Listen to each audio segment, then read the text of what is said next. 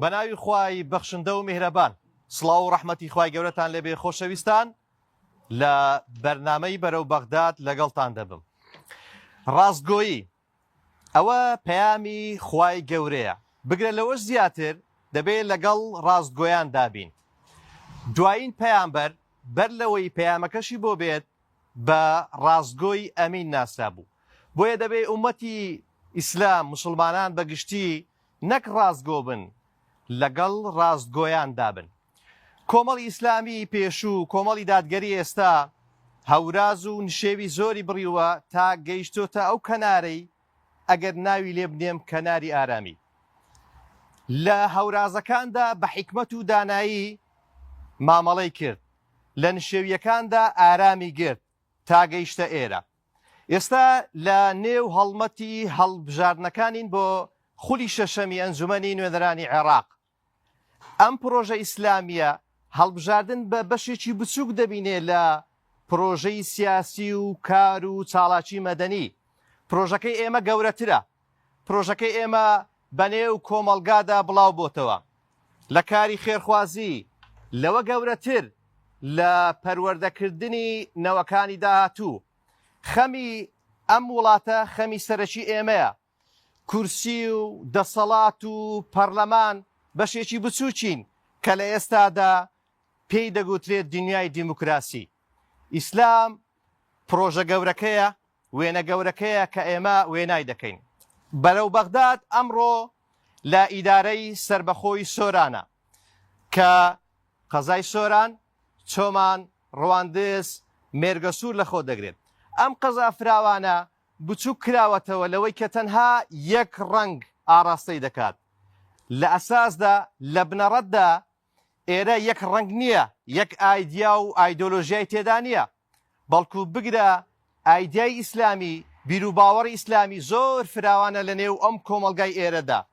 بۆیە دەمانەوێت لە ڕێگای ئەم هەڵبژاردنەوە ئەم بۆچوون و واقیعەی دەرەوەی ئیدارەی سربەخۆی سۆران بگۆڕین، بۆیە خەڵکێکی زیاتر پاڵپشتی ئەم پرۆژە ئیسلامیە بکە کە کۆمەڵی دادگەری کۆڵەگەی سەرەکیتی ئێستا لە هەرێمی کوردستان. لە شوێ قسەیەکی حەق هەبووە، نوێنەری کۆمەڵ لەوێدا قسەی نەکردووە. لە شوێ مافخوراوێک هەبووە، نوێنەرەکانی ئێمە وەدەنگ نەهاتوون. لە دەرەوەی وڵات، لە ناوەی وڵات، لە هەر شوێنێک پێویستیەک هەبوو بێ کۆمەڵێک لەوێ بووە. ئەندامانی کۆمەڵ تەنها بە پرسیارەتیان بەرامبەر خۆیان نییە، ئەوان ئەرکێکی گەورەتریان لەسەرشانە، ئەویش بەرپرسیارەتیە بەرامبەر کۆمەلگا، چاکردن و چاکخوازی و بڵاوکردنەوەی ڕەوشتی جوان لە نێو کۆمەلگا. لە هەر شوێنێک ئەندامێکی کۆمەڵت دیت، ئەوە ڕەوشتی جوان، نەرمونیانی، چاکەخوازی، بەرژەوەندی گشتی لە نێو فکر و هیزری ئەودایە. بەرەو بەغداد دەست پێ دەکەم لەگەڵ هەر سێ میوانی سەرەکیم زۆر بەڕێز مامۆستا مەڕوان گەڵاڵی کە من ناونیشانەکەی کورد ناکەمەوە لە بەرپرسی مەڵبەندی سۆران، بەڵکو سەرکردەیەکی دێرینی ئیسلامی و ڕابوونی ئیسلامی لە هەرێمی کوردستان. زۆر بەخێربێی، زۆر سوپاس دەکەم. زۆر بەڕێز دکتۆر ئەحمەد سۆفی سورچی کاندید لە بازنەی هەولێر لە لیستی 285 بە ژمارە 3. زۆر بەخێربێی. زۆر بەڕێز مامۆستا موسلیم ڕایەتی، زۆر بەخێربێی، بانخواس و ئەویش سەرکردەیەکی دێرینی ئیسلامی. زۆر بەخێربێی. بەڕێزان و خۆشەویستان، کۆمەڵێک کادیری دڵسۆز، چاڵاک، بوێر لەم دەڤەرە لەگەڵ مندان کە من دواتر سوود لە قسە و بۆچوون و پرسیارەکانیان وەردەگرم لە نێوەڕاستی بەرنامەکەم. زۆر زۆر بەخێر بێن، زۆر سوپاسان دەکەم. بشون بروون لەوانەیە کەمێک کەش و هەوایەکە ساردی، بەڵام ئەمە بە گفتوگۆ گەرمی دەکەین مامۆستا مەڕوان ئینشاءالله. بە لە جەناب تۆ دەست پێ بکەم مامۆستا مەڕوان. کاتێک هەڵمەتی هەڵبژاردن زیک دەبیتەوە، ڕوئیایەک هەیە بەوەی کە ئێمەش وەکو ئیسلامیەکان جیاوازیمان نییە لەگەڵ لایەنەکانی دیکەی ئیسلامی. با لە سەرکردەیەکی دێرین ئیسلامی بپرسم، هەر بەڕاست جیاوازی نییە لە نێوان کادیرانی کۆمەڵ و سەرکردەکانی و نوێنەرەکانی لەگەڵ لایەنەکانی دیکە؟ بسم الله الرحمن الرحيم، الحمد لله والصلاة والسلام على محمد وعلى آله وصحبه ومن والاه. نەک هەر جیاوازی نیە، جیاوازیەکەمانە وەندە زۆرە کە مابەینی ئەرز و ئاسمانە، بەتایبەتی لەگەڵ لایەنە عەلمانیەکان، لەگەڵ لایەنە ئیسلامیەکان لەوانەیە هاوتەریب بین، و پێکەوە ڕێبواریەک ڕێگابین و پێکەوە دەستبارگر بوو بین لە زۆر مەحەتە و لە زۆر بواردا بەڵام ئەوەی کە ئێمە جیا دەکاتەوە لە لایەنە ئەلمانیەکانی دیکە بەڕاستی وەکو جەنابەت من دەستخۆشیت بۆ دەکەم بۆ ئەو پێشەکی و مقدمە جوانە سەحوەی ئیسلامی کە کۆمەڵی ئیسلامی توانم بڵێم چەڵەگەی گەورەیتی لە کوردستان و بەشی شێری بەردەکەوێتن لە هەموو قۆناغەکان و مەرحەلەکاندا توانیوێتی کە نقطە لەسەر حرفدانێت لەوەی کە بنیاتنانەوەی شخصیەتی کوردی بنیاتنانەوەی جیلێکی نوێی کە بۆ داهاتوو سوود بەخش بێ سوود بەو وڵاتە بگەێنێتن کەەوە بەڕاستی خاڵێکە لایەنە ئەلمانیەکان نادیدەیان گرتووە کاریان لەسەر نەکردو بەڵکو بە پێچەوانەوە ئەوان کاریان لەسەر داڕمان و داڕوخانی کەلتوری کوردەواری شخصیەتی کوردەواری و ئینتیمای نەتەوایەتیان توانم بڵێم دەمر کردووە بەو هەموو پرۆژە و بەو هەموو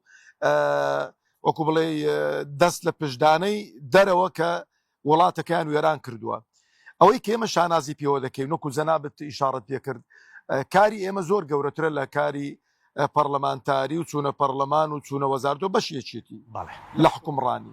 حکومڕانی زۆر لەوەی فراوانترە چونکە ئەتۆ کاتێکە کەسێکی شایستە پەروەردەکراو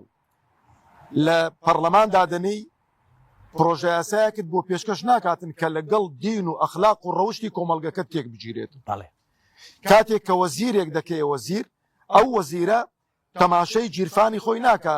ئەو 4 ساڵە بە دەرفەت بزانێتن خۆی دەوڵەمەند کاتن و پرۆژە و وەکو بڵێ لەگەڵ بەرهەمێنەکانی ئەو وڵاتە ئیتیفاق کاتن و لەسەر حیسابی گەندەڵی و لەسەر حیسابی خۆ دەوڵەمەندکردن ئەو وڵاتە تاڵان بکاتن چکە من زۆر جار گوتومە ماوەسا محەممەد بڵێ لەو وڵاتەی ئێمە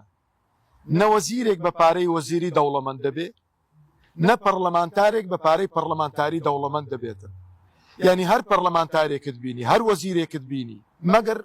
خۆی لە خۆیدا بە خانەوادەی بە دەوڵەمەندیان هێنابێتن یان بۆ خۆی دەوڵەمەند بیانیشی تیجارەتی کرد بێ پێشی دەنا بڵێ من بە موچەی پەرلەمانتاری بە موچەی وەزیری دەوڵەمەند بووم وانیە ئللا وەچ کوردەواری خۆمان دەڵێ مووەک لەو ماسەیدا هەیە لەبەر و بەڕاستی ئێمە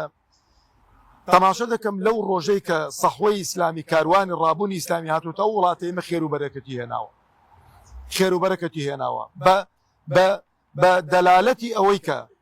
بەشێکی زۆری بەرپرسانی ئەو وڵاتەی ئێمە لە حیزبە ئەلمانیەکان لە کاتی هاویندا بڕۆ کچەکانیان کوڕەکانیان منداڵەکانیان تەسلیمی ئێمە کردووە کە بۆیان پەروەردەکەی چکە بۆ خۆی دەزانێت کە چی بەسەر هاتووە بۆ خۆی دەزانێت کە بەچ ڕێکدا ڕۆیشتووە دەڵێت کە خۆم فەوتاوم با منداڵەکانم نەفەوتێتن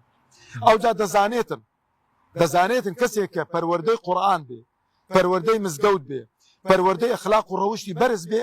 پەرلەمانتارێکی سەرکەوتوی لێ دەردەچێ و جیرێکی دەستپاچی لێ دەردەچێ لەبەر ئەوەش لە کابینەی مامۆستا عەبدوستار کە وەزیر بوو جێگری سەرۆکی ئەنجومەنی وەزیران دەڵێ شانازیە بۆ ئەو خولەی ئێمە شانازیە بۆ ئەو کابینەی ئێمە پیاوێکێک و مامۆستا عەبدوستار تێدا وەزیرە مەبەستەکە ئێمە شەخص نییە مامۆستا عەبدوستار و غەیری مامۆستا عەبدوستار و ئێمە مامۆستا عەبدوستارمان زۆرن پەرلەمانتاری چالاک و بوێرمان زۆرن لە بەغدا لە کوردستان ئەوە هەمووی دەگەڕێتەوە سەرچی دەگەڕێتەوە ئەو جیاوازیە کە جەنابەت پرسیاری لێ دەکەن دەناخۆ ئێمەش ئەو برادرانە دیکە شۆکۆ ئێمە بە کوردی قسە دەکەن بەکردداری لە خولێکی پەرلەمانی کوردستان بووی بەڵێ ئەو ئەجندایەی کۆمەڵ هەیبووە لە نێو پرۆژە یاسایەکان جیاوازی چ بۆ لەوەی کە پەرلەمانتارانی دیکە لە حیزب ئەلمانیەکان هەیبووە چکە بەرەنگاری زۆرتان هەبوو ڕوبەڕوو بوونەوەی زۆرتان هەبوو بە تایبەتی لە هێنانی جۆرێک لە پرۆژە یاسا کە نامۆیە بە کۆمەڵگەی موسڵمان خۆی دووشت پێم خۆشە باسکەم ئەوش نەک بڵێم لەبەر شەخسی چکە من و غەیری منیش ئەو سەحوەیە ئەمەی کردوینە ئەو پیاوە جارێ ئەوسی قەومتمانەی کە فراکسیۆنەکانی دیکە ئەمن لەگەڵ لێرە یەک ڕێز تەقدیر و حورمەتم بۆیان کە بۆ ئێمەیان بوو چکەمە 6 کورسیمان بوو فراکسیۆنی وا بوو 40 کورسی هەبوو هیوا بوو مەسەلەن 25 کورسی هەبوو هیوا بوو مەسەلەن 18 کورسی هەبوو ئێمە لەو شتە حەساسانەی کە زۆر حەساس بوون ئێمەیان دەکردینە سەرۆکی لژنەکەی ئەگەر سی قەومتمانە و وەکو بڵێ تێدا وە نەبێت کە تێت ڕابینێتن نەیدەکرد بۆ نمونە دروستکردنی کۆمسیۆنی سربەخۆی هەڵبژارنەکان کە دەستگایەکی زۆر حەساس بوو ئەو برایەتی و سەرۆکی ئەو لژنەی بوو کە کۆمسیۆنەمان دروست کرد بەڵام لەگەڵ خەڵکیش ڕازگۆ بووی لەگەڵ خەڵکی ڕازگۆ بین پێمان گوتن ئەو کۆمسیۆنە چۆن دروست دەکرێتن پەڕۆکمان لە چاوی نەبەستن ئەو جاکە لەگەڵ حکومەت دانیشتین بۆی کە سەرۆکی بۆ کلۆی سەرۆکێک بۆ هەموو فراکسیۆنەکان دابدرێتن بە سەرۆکایەتی و فراکسیۆنەکان لەگەڵ سەرۆکی حکومەتە و کاتێ برای تویان کردە سەرۆکی ئەو وەفدەی لەگەڵی دانیشتن هەتا سەرۆکی حکومەتە و کاتەی کە چوین دانیشت بووین لەو کورسیانێک کە دیاری کرابن گوتی ئاواتان داناوە مەگە ڕازینی هەڵی دەوەشێنینوتی نامامەسا مەبەستمەوە نییە مەبەستی من ئەوجا ئەو پرۆژە یاسایانەی کە دەهاتنە پەرلەمان ئەگەر پەرلەمانتاری ئیسلامی نەبێ پەرلەمانتاری ئیسلامی نەبێ و ئەو لایەنە ئیسلامیانە لە پەرلەمان نەبن کۆمەڵە یاسایەک دێتە ئەو پەرلەمانە کە بەیانی دەبێ من و تۆ خێزانی تۆ خێزانی من ماڵ و منداڵی من و تۆ دەبێ بازەکەی بداتن یعنی بۆ نمونە لە خولی ئێمە ویستیان یاسای بواری کەسیەتی هەموارکەنەوە جارێکی دیکە یعنی ڕایان لێ نەبوو لەگەڵەوەی کە چۆن سەقەت کراوە دەیانوی زۆر بابەتی دیکە کەمە تەماشەمان کرد یعنی ئەوەی کە لەگەڵ شریعەتدا تێکی دەکردەوەش لایدن یعنی بە دەردی قانون و یاسای سووریای ببن ئێمە لەگەڵ لژنەی یاسایی قسەمان کرد ئەو کاتەی حتا نەسی قسەی بەرپرسی لژنەی یاسایی گوتی مامۆستا گوتی مەبینە من مەسەلەن سرم کۆتە بەڵام ئەمن ڕازی نابم یاسایەک دژی شریعەتی ئیسلامدا تێپەڕێندرێت ئەگەر ئێمە ئەو کاتێک قسەمان نەکردبایە و جواب نەهاتباینە بە خشکەی تێدەپەڕی و دەیان یاسای دیکە دەیان یاسای دیکە حتا ئێمە بەرگری کارێکی سەخت بووین کە لە لژنەی ناوخۆ بووین بۆ ئەوەی کە بە تایبەتی خانەنشینانی شۆرتە بڵێ پۆلیس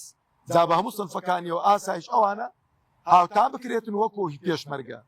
چکە پێشمەرگە کە خانەنشین دەکرا موچەکەی زیاد دەبوو بەڵام برا پۆلیسەکانمان و ئەوانە کە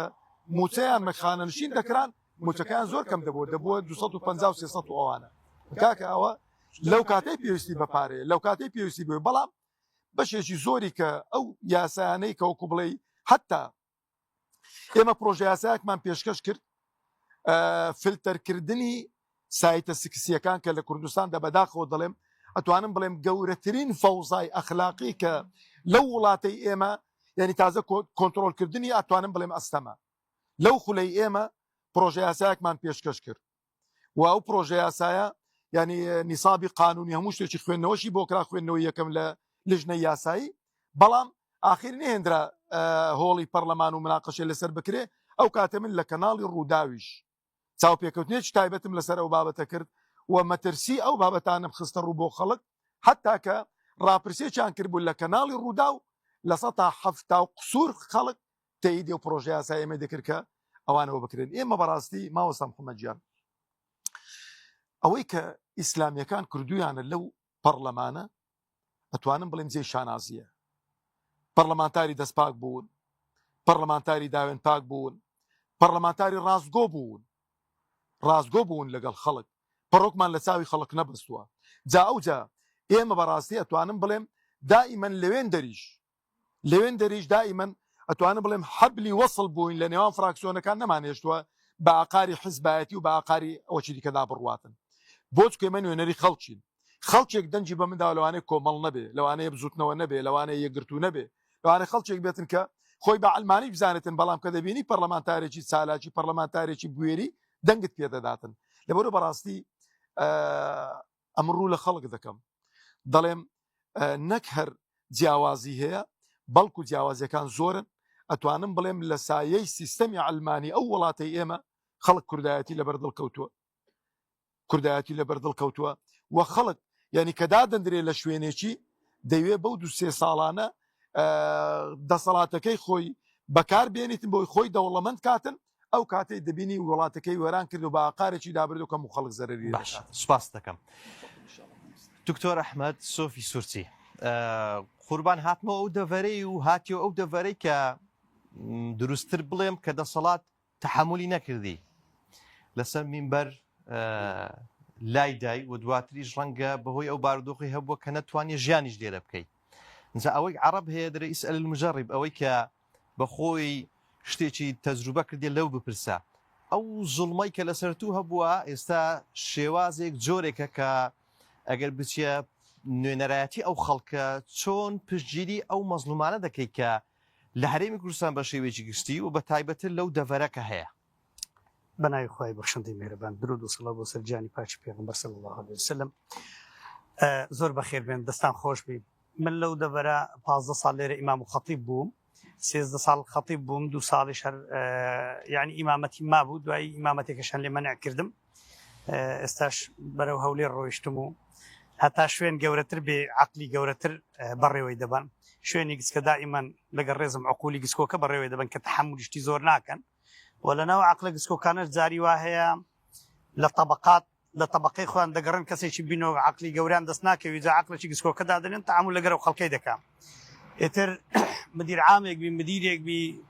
هەر شتێک بی لەو منطقەیە. قورئان کاتێک باسی حەقەکە لە هەموو قورئانی پیرۆز کاتێک باسی حەق هاتبی سەبری لە دوو هاتێ وتەواصوا بالحق وتواصوا بالصبر. ئەوانەی کە ڕێی حەقە گرن ئەوەڵەن الحق الله سبحانه وتعالى حەقە. خدای گەورە چکە بۆ خۆی حەقە، حەق بە قووەتە گەر بە تاقی تەنیاش بێ. قووەتی حەق لەوەی نە خەڵکی زۆری لەگەردابی، حەق لە ذاتی خۆی بە قووەتە. جا ئەوانەی دەست بە حەبلی حەقەوە ئەگرن هەمیشە بەقووەتن، هەمیشە کەلیمەکانن من القلب إلى القلب، هەمیشە خەڵک ئەوانەی کە قبولی حەق ناکەن تاقەتی ئەویان نەژێڕاگرن. یەکەمین موئامەرەیان لۆ پێغەمبەری خوا صلی الله عليه وسلم چی بوو؟ بیگرن لیوثبیتوکە ئەو یخرجوکە ئەو یەقتولوک، بیگرن یان دەریکن یان بیکوژن.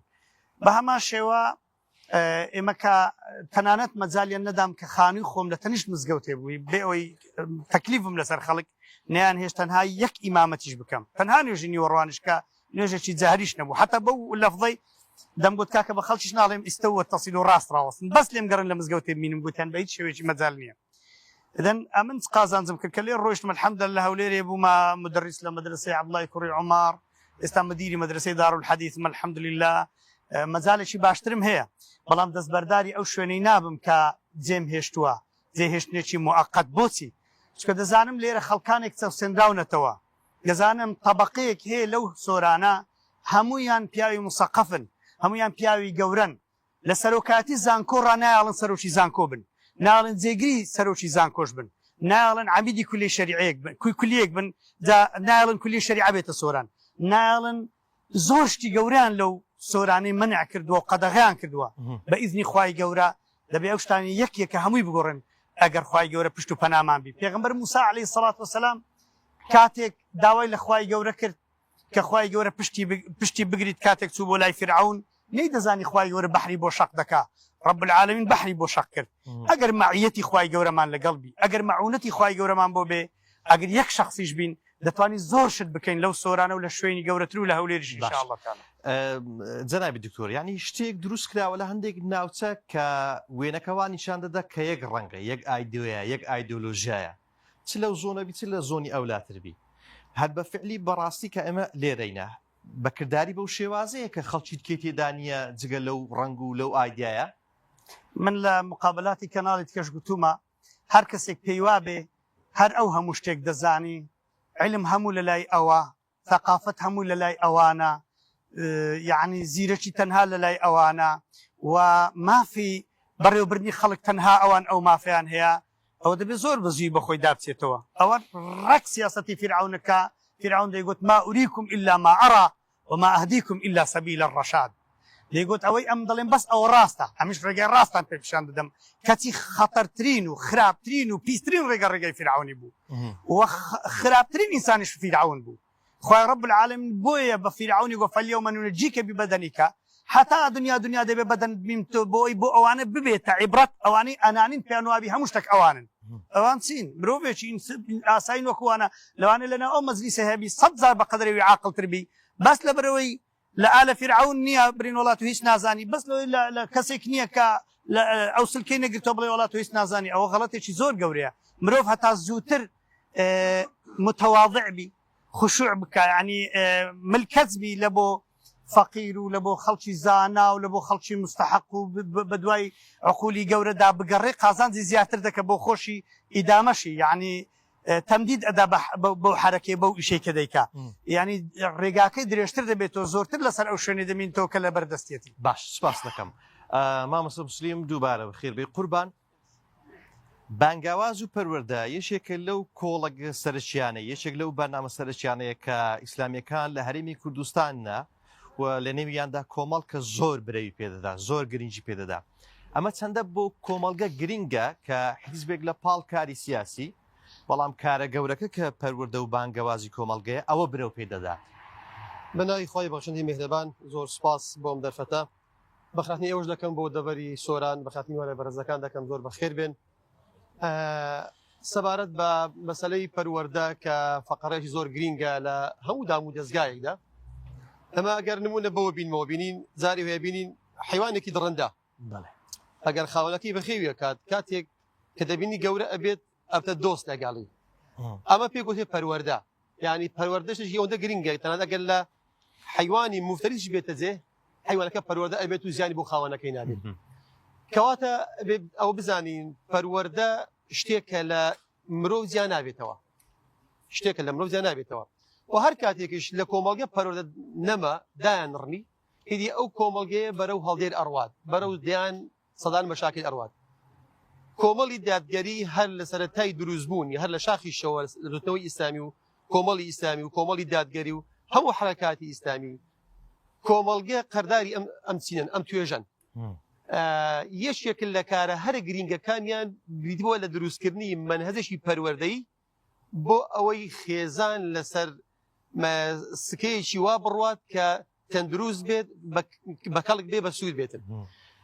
بە تایبەت لەم سەردەمەی ئێستاماندا زۆرترین هەڕەشە لەسەر لە بینبردنی پەروەردە هەیە لە ڕەوزە بگرە لە قوتابخانە بگرە لە پەیمانگا بگرە لە زانکۆ بگرە حتا هەموو دام و دەستگاکان هەموو سنتەرەکان هەموو شوێنەکان کە دەسەڵات دەستی بەسەرداگرتووە ئەیوێت ئەو بەها پیرۆدانی کە لە ناو کۆمەڵگەدا هەن کە ئیسلام هینایەتووە حرەکاتی ئیسلامی بە شێوەیەکی گشتی و کۆمەڵیش بە تایبەتی کە بنیاتی ناوە ئانوێ بیڕوخێنن چونکە ئەگەر ئینسان لایانی پەروەردەی داڕوخە بە ئاسانی دەستەمەوە ئەبیت بە ئاسانی دەستی بەسەر عەقڵ و هۆش و بیری دائەگرێت. ئێستا بۆ ینی مەسەلەی ینی بەلاڕدابرنی گەنجان دروستکردنی ئەو هەموو کافتریانە کە ئەکەن لە شوێنەکان کە ئەزانە زیانی زۆری لێ ئەەکەن یەک مەبەستیان هەیە ئەو گەنجانە بێهۆش بن یعنی ئاگیان لە دواڕۆژی خوا نەمینێت گەنجێک دروست نەبێت دلێر بێت گوێر بێت بە غیرەت بێت و دیفاع لە شەرەف و کەرامەت و ناموسی خۆی بکاتن بۆیە بە ئامانجیان گرتە فعلەن مەوکوماسە ئاماژەی پێکرد لە پەرلەمان مەسەلەن یاسای بۆ دائەنێن لە ئەنجومەنی وەزیرە مەسەلەن بڕیاری پێدەر ئەکەن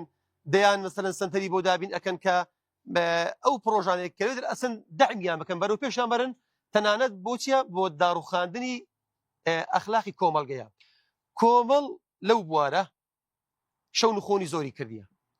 خەڵکانێکی زۆری پێگەیاندووە کە جێگەی شانازین بەرپرسی زۆر بەرپرسن بینیون یەشێک لاندێکی لە بەرپرسەکانی پەروەردە کە بۆ خۆم بڵێنەوە 10 ساڵ لەسیشی پەروەردە مەسەلەن خزمەت ئەەکەم بەرپرسێکی باڵام بینی لە کەرتی پەروەردە دێم پرسی گوتم تو وجدانت تا ئێستا توانی پێم بڵێ کێشەیەکی ئەندامێکی کۆمەڵ لە دام و دەستگای پەروەردە هات بێتە پەروەردە گوتی وەڵڵی پرسیارێکە زۆر جەوهەریە وەڵامەکەی نەخێرە وتی لە هەر شوێنێک ئەندامیش ئێوە لە هەر شوێنێک بێت ئێمە پێی مرتاح بووینە کێشەی ئیداری کێشەی پەروەردەیی کێشەی دەوامی ناهیتەوە نەما ئینسانێک بۆ ڕاستە ڕێ بووە مزانێ ویشی چیەوە ئەوە کۆمەڵە شەو نخۆنی کردێت کە کەسانێک پەرۆ دەکات ئانێتە ئەو شوێنانە جا بۆیە پەرلەمان ئەنجومەنی وەزیران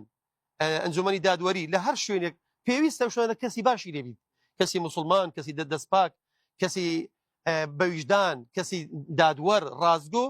بوونیان زەرورە لەم کۆمەڵگەیەدا. باسی سچی پەروەردەت کرد لە هەرێمی کوردستان ئەو پرسیارە هاتە زیهنم بەوەی کە لە سەرەتادا لە پەرلەمان گۆڕانکاری کرا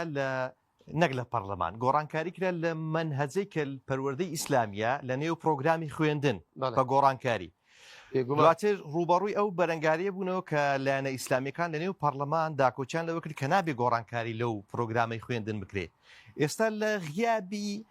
یان ڕێژەی کەمی نوێنەرایەتی ئیسلامیەکان لە پەرلەمان وردە دەستکاری دەکرێت هێنانە پێشەوەی بابەتی یۆگا وەک بەدیلی پەروەردەی ئیسلامی کەمکردنەوەی بەشەوانەکان و زیادکردنی هەندێک بەشەوانەی دیکە و کە دواتر لی پاشگەز دەبنەوە کە دەبینن کۆمەلگا ڕوبەڕیان دەبێتەوە کەواتە چەندە گرینگە نوێنەرایەتێکی ڕاستەخینە ئیسلامیەکان لەو شوێنانەی ناوەندی یاسایی هەبن بۆ ئەوەی 2000 کۆمەلگا تووشی بەلاڕێدابنی زیاتر نەبێت بێگومان ێشک لەو خانێکی من باسی بکەم ئەمەکەم ئەوەیە لای خۆم نووسیوە بەڵێ وەکو پێم گوتی ینی دەسەڵات بە بەرنامە دێت ینی بەروەڕووی ئەو پەروەردە ئەبێتەوە کە ئیسلامیەکان بنیاتە نێوە لە هەرێمی کوردستاندا پێشی قەسن فعلا بەڵێ سا لە پەرلەماندا من لە وەزارەتی پەروەردە ئەو ڕۆنووساوێکم بینی کە وەزارەتی پەروەردەری کردیا باسەوە کات کە بابەتە بڵێن هونەریەکان و یاخود بابەتی بەها بیکەن بە دوو بەشەوانە پەروەردەی ئیسلامی تۆ یەک بەشەوانە لەو یەک بەشەوانە زاری وهەیە کەسانێک دائەنێنەوە بابەتە پسپۆر نییە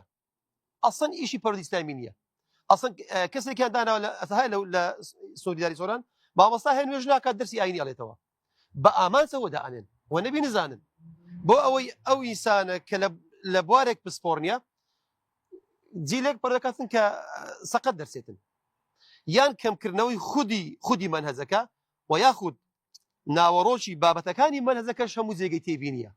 مثل لە پەروەردەی ئیسلامی بڵێن لە پۆلی 11 بەشی لە پۆلی 12 لە پۆلی 11 بەشی ئاینەکان مثلا ئاینی جوولەکەی تێدێ ئاینی یەزیدەیە کەوانە ئاین نین کە پێویست ناکات کۆمەڵگەی ئێمە موسڵمان ئاینی یەزیدی بخوێنیت ئاینی یەهودی بخوێنیت ئەسڵەن تۆ وەرە ئەو منهەزە دروست کە ئەو گەنجە ئەو کۆمەڵگەی پێویستی بەچیە ئەوە بخوێنی باشە جا ئەگەر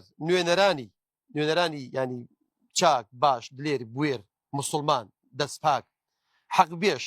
نەبوون لە پەرلەمان ئەم زۆرەیە سەنەدەر ئەچن ئەبێ ڕۆڵەکان ئێمەش بخوێنن بە ملکەسی بکەونە ژێر ئەو منهەزە ئەبێ لە بەریشیکەن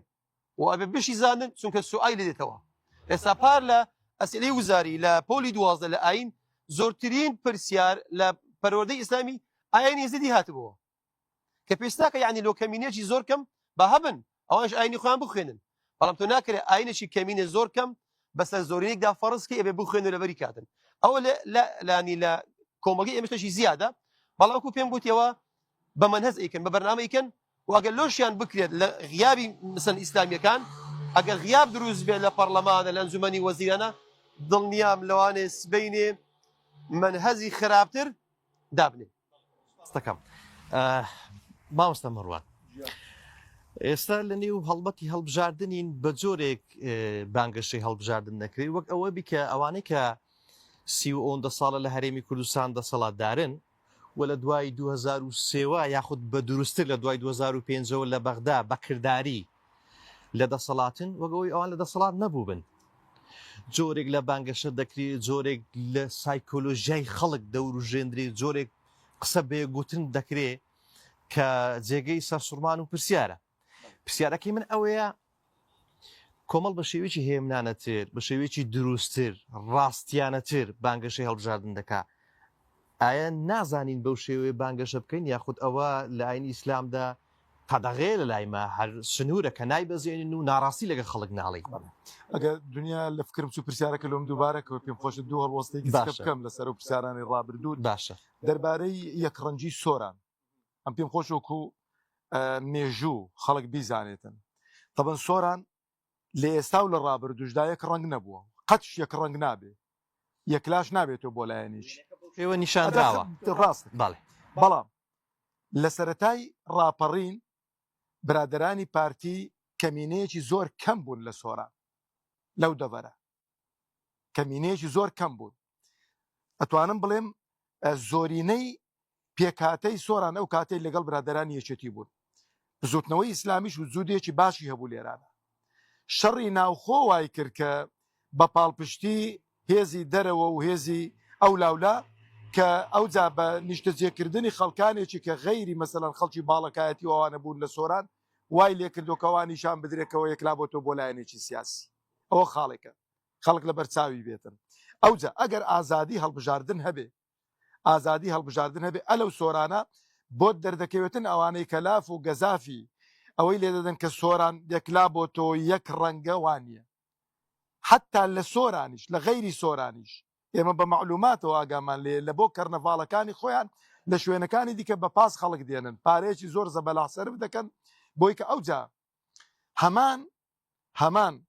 ئەتوانم بڵێم سیاسەتی حکومەتی بەعس کاتێک کە مەسوولی منەظەمەیەکی داهاتیان سەرکردەیەکی حزبی بەعس داهات بە زۆری هەموو قوتابخانەکانیان تعتیل دەکردن و بە زۆری ڕاپێچیان دەکردنەوەی نێتن موچەی دەبڕینەوەی نێتن فەسڵی دەکەین ئێستا شەمان شتە لێرانە لە غەیری ئێرەش ئەمە بەستی منجا ینی بۆ نمونە مۆزەفێک مامۆستایەک بە ناچاری ئاڵایەکی دەدەنە دەست دەڵە کاکە بەخوا لە بەر قوتی ماڵ و منداڵ مەدەنە بەخوانە دەنجی پێدەم نە قەناعەتشم پێێتی ئەوە بزاندرێ باشە ئەوە یەک دوو من دەستخۆشی لە هەردوو مامۆستای خۆشەویستم دەکەم ئەو جەماعەتی بایکۆت لەو سۆرانە دەنگ بدەن تای تەرازووی ئەو جارێ دەردەکەوێتن کە ئەوانە کەمینن بەڵام بەداخەوە ئەوان وایان لە گوێی خەڵک چرپاندووە وایان قەناعەت بە خەڵک کردووە کە دەڵێن کاکە گیان ئەتۆ دەنگ بدە یان نەدە هەر وەکو یەکە وەکو یەک نییە کاکە مشکلەی نێ دەسەڵات تەسلیم ناکەیت و ئەزام تەسلیمی ناکەی بەڵام با دەرکەوێت کە تۆ ئینقیلابچی با دەرکەوێت کە تۆ قۆرخکاری با دەرکەوێت کە تۆ بە زەبری هێز و پارەت لە بەردەستدانە بێ خەڵک نەع لە بارانت دەکات ئەوجا ئەوەی کە جەنابی مامۆستا موسلیم خوا پاداشی داتەوە خاڵێکە پێم خۆشە هەموو خەڵکی کوردستان چاک هەڵوەستەی لەسەر بکەن بۆ کابرایەکی مەسیحی دروست بێ کە دینەکەی منحەریفە دەستکاری کراوە خوای گەورەی اعترافی پێ ناکاتن بۆی طبیعی بێتن لە دەرسی ئاین بچێتە دەرەوە مامۆستا ناتوانێت محاسبەی بکاتن و ئەسڵەن ئیمتیحانیش نییە لە دینی لە پەروەردەی ئیسلامی بۆ کابرای مەسیحی یعنی دەرچووە و 100% و هیناوە بەس بۆ کابرای مسلمان دەبێ واجبە لەسرت کە ئەسڵەن دین نییە مەزهەبێکی منحەریفی یەزیدی و غەیری یەزیدی ئەوانە دەبێ هەمووی لەبەرکەی و دەبێ بشنوویسی کە قەناعەتیش پێنێ کە هەندێک شت ئەگەر بە قەناعەت وەڵام دێوە لە دینەکەشت هەڵدەگەڕێەوە یعنی کاکەوانە نەک دنیایان تێک ناوین دیارە قیامەتەکەشمان لە دەستدەن ئەو پرسیارەی بەڕێز باشە بەبیرما زۆر باشە ئەو پرسیارە مامۆستا گیان بەڵێ گیان ئەو مەسەلەی عەرەبیم بەفکردێنیتەوە بەڵێ ئەو مەسەلەی عەرەبیم بەفکردێنیتەوە دەڵێ ضربني وبكى سبقني واشتكى ونیا دەڵێ لێی دام و دەستی کردە گریانێ پێشی میژغاری داکرد حاکمیشکایەتیشی لێ کرد زاوەرە ئەوەی لەوەی دەرینە کاچی خۆم ئەوانە 30 ساڵە دەسەڵاتدارن لە وڵات دەستیان بەسەر هەموو خێر و بێری ئەو وڵاتە داگرتووە ئەوجا تەماشەکە باوەڕەتە بێ من لەو ئاخرێک کە نەوت تەسلیم کرا ئەمنەکۆ ئەصحاب الكهفم لێ هاتبوو چۆن ئەصحاب الكهف 300 ساڵ خەویان لێکە هاتنەوە دنیایەکی دیکە بوو گۆڕابوو بەیانی هەستام سەرۆکی حکومەت دەیگۆ ئای لەو دەستکەوتە گەورەی ئای لەو خێر و بێرەی ئەمە گەورەترین دەستکەوتە نەوتمان تەسلیم بەغدا کردووە سەرۆکی هەرێم بە هەمان شێوە وەزیرەکان بە هەمان شێوە پەڕە ئای خۆم تەماشەم کرد گوتم باشە وەڵڵی دەستان خۆش بێ ئەو نەوتەتان لەبەردەستی کۆمەڵ و یەکگرت و دەرهینا تەسلیمی بەغداتان کردەوە باشە نەوت خۆ لەگەڵ یەکگرت و کۆمەڵی نەبووە کاکە نەوت لە کنەنگۆ بوو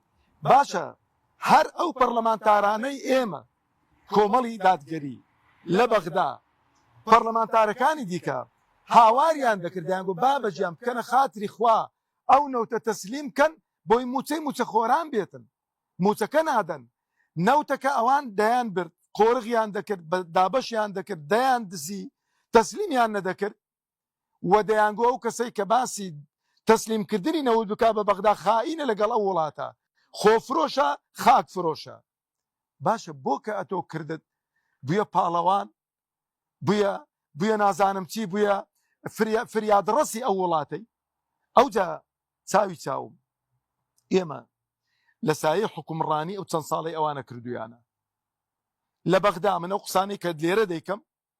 بە شاهیدی بەشێک لەو برایانم کە لێرە دانیشتین بەرپرسە باڵەکانی ئەو حیزبانەشم گوتووە مە لە سایەی حکومڕانی سەقەتی ئێوە لە بەغدا قەزیەی کوردیتان بچووک کردوتەوە. بۆ چونکە ئەو قسەی دەکەم کە بەڕاستی من خاوەنی قسەی خۆم. میلەتی کورد میلەتێکی خوێندەوارە، میلەتێکی ڕۆشنبیرە، میلەتێکی جەریئە، بەڵام لە سایەی دمکە دمکی ئەو لایەنانە نەخوێندەوارێک و کەسێکیان دەبەن دەیکەنە سەرۆکی وڵات کە ئێستا شەرم دەکا بڵێەوە نوێنەرایەتی میلەتی کورد دەکات بە هەموو پێوەرێکیەوە. ئەوجا ئەوەندەی کە شەڕیان بووە لەسەرەوەی کە چێ بێتە جێگری سەرۆکی پەرلەمان، ئەوەندەی کە شەڕیان بۆ چێ بێتە جێگری بۆ نمونە وەزیری دەرەوە، چێ بێتە وەزیری نزانم چی، چێ بێتە جێگری سەرۆک وەزیران، لەسەر مادەی ١40 شەڕیان نەکردووە، نەک شەڕیان نەکردووە. نیوەی کوردستانیان تەسلیم کردەوە بە بەغدا. ئەگەر ئێستا ئێمە ئیسلامی ڕۆڵمان هەبایە لە تەسلیمکردنەوەی ئەو نیوەی کوردستانە بە بەغدا، قەسەم بەخوا بەردەبارانیان دەکردی. باشە، بەڵام تا قەیسەریان دێت. لە حاڵەتێکی بەو شێوەیەدا